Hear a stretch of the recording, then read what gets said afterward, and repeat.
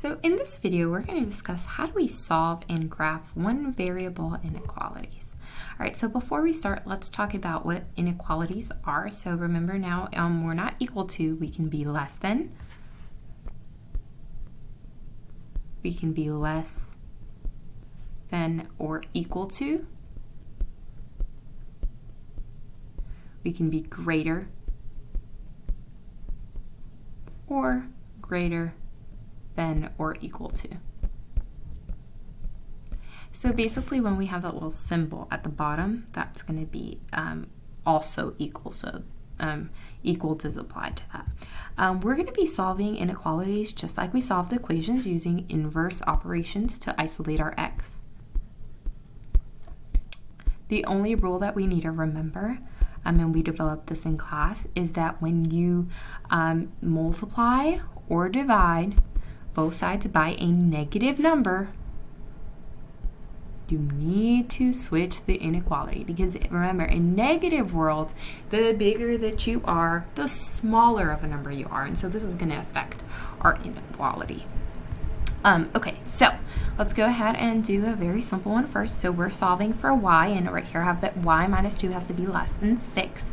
So we're looking for values of y that is going to make sure that this side is less than 6. So we're going to solve this by adding 2 to both sides. And so y is going to be less than 8 here. Okay, so any number that is less than 8 is going to work here. So let's think of some numbers that are less than 8. Well, 6 is less than 8. Any negative is obviously less than 8. And I just want to go ahead and add some decimals. So 7.99999, right, is less than 8. So if I would plug that in, 7.9 minus 2 is going to be 5.99, which is less than 6. So it works. And I always suggest is once you get your equation, plug in a possible solution to this. So plug in 6. 6 minus 2 is 5. Is 5 less than 6? Yes, it works. That's a way to check. So let's go ahead and graph this. So the way we're going to graph this is we're going to go ahead and put in 8. It's our boundary point. And so remember that we can't be equal to 8. So we're going to put an open circle on this. This basically means it's my boundary, but I cannot equal 8. So if I could equal 8, I would shade this in. And we need to be less than. So less than, where are all my smaller numbers? Well, they're going to be to the left. So we're going to shade this way to the left. And if it was greater than, obviously we would shade in this way. Okay, so now in this here, in order to solve for 8, we need to divide both sides by negative 8. And remember, our rule when we're dealing with negatives, you want to make sure that you switch the sign. So we need to switch the symbol because we divided by negative 8. And so negative 32 divided by negative 8 is positive 4. So this is my answer. So when I graph it here, I would go ahead and put in 4. I can equal 4, so we're going to go ahead and shade in that circle as best as we can. And then we need to be less than. So less than or equal to. So we're going to shade in this way and make sure you shade in that arrow. So two possible solutions were what are two numbers that are less than 4? Well, 2 is, and so is 3.9999. If I plug this in, let's go ahead and plug it in. Negative 8 times 2 would be negative 16. And negative 16 is greater than 32. In this case, I could also be equal, right? So if I was 4, I could be equal to negative 32, and it would work out. Okay, so now here we have something just a little bit more complex, right? So before I solve for t, I have to move all my t's over. So either we subtract 4 over 3 or subtract 3t. Either way, it's going to pretty much be the same thing. So let's go ahead and move this 4 over 3t over. The reason that I decided to go this side is because usually, especially if my answers are multiple choice, we always keep the variable to the left. So when in doubt, just move it to the left. So 3 minus 4 over 3. Yes, that's some fraction work. So I'm going to go ahead and do 3 over 1 minus 4 over 3. I need a common denominator, so I'm going to multiply both sides by both the numerator and the denominator by 3, and I get 9 over 3 minus 4 over 3, which is equal to 5 over 3. Okay, so now what I have is 5 over 3t plus 2 is less than or equal to negative 3. In order to solve this, I need to now isolate t, so we're going to subtract 2 from both sides. I'm going to finish the work down here. And so I have 4 over 3t is less than or equal to negative 5. Okay, so here I need to remove multiplying by 5 over 3. Well, first I can multiply by 3 to get rid of dividing by 3. And I have negative 15, and then I can divide by 5 to get rid of multiplying by 5. And so I have t is less than or equal to negative 3. Notice that, yes, I divided negative 15 by 5, but I didn't divide by a negative. So the number that was attached to my variable was a negative. So I did not have to switch the sign here. And so if I graph this, I would have negative 3. I can be equal to it, so I would go ahead and shade that in. And I need to be less than again. So again, we're shading here to the left. Unfortunately, I feel like in all these examples I did all less than. Obviously, if it was greater than, we would shade in that way. And this was a very bad shade. Let me go ahead and use a highlighter. It might look a little bit better. So yeah, we would shade it that way.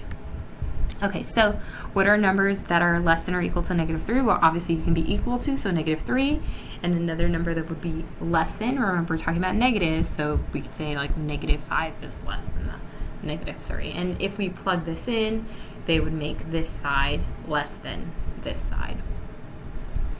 Okay, so now let's go ahead and do these next ones. These next ones are going to be some interesting cases. So first I would go ahead and distribute the 2/3, and so I have 2x plus 4. In this case, I'm going to have 2/3 times 3, so 9 times 3, 9 divided by 3 here is 3. So this is going to simplify to 3. And 3 times 2 is 6. And then here, 3 over 3 simplifies to 1, and 1 times 2 is 2x. Some of you guys may already be seeing where we're going with this. All right, so now we're going to simplify this over and move over the x's to one side. Well, we have the same amount of x's on both sides, so they cancel each other out. And we're left with the statement 4 is greater than 6. So that means it doesn't matter what x is. This has a set solution here. A set, either it's no solution or all real numbers here. Well, is 4 ever greater than 6? Well, this is never true. Never. That's never going to happen. It doesn't matter what I plug in for x. In this case, it's not going to happen. So never ever true. So because this is never true, there is no solutions. So you have an empty number line here. There's no number on here I can go ahead and do it. And there's no number I can go ahead and give as an example. So let's look at this side. First, I would distribute, and 3 over 2 times 4. 4 over 2 simplifies to 2, and 2 times 3 is 6. 2 over 2 simplifies to 1, and 1 times 3 is negative 3x. And so here I have 10 minus, I would distribute that 3/4. 3/4 times 4, well, this right here simplifies to 1, and 1 times 3 is negative 3x. Again, we're seeing the same amount of x's on both sides, so you see where we're going with this. 3/4 times negative 24, we have a positive here. 24 over 4 simplifies to 6, and 6 times 3 is 18. Okay, so now right here, I would definitely combine like terms. So I have a 10 and an 18 here that needs to be combined. And so 6 minus 3x is less than 28 minus 3x. And then we can go ahead and move over our x's to one side. But when that happens, they cancel each other out because we have the same amount in each. And so 6 is less than 28. Well, this is always true. It doesn't matter what x is. 6 will always be less than 28. And so that means that we can plug in any number, and this side is always going to be less than this side. So in this case, I can go ahead and fill out the entire number line. And so this would mean that all real numbers or infinite solutions works here.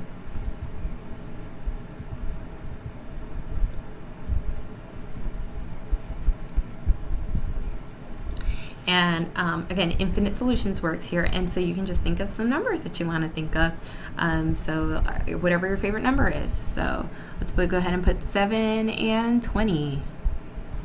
All right, so that is the end of this video, and I hope that you found this helpful with how to solve and graph a one variable inequality.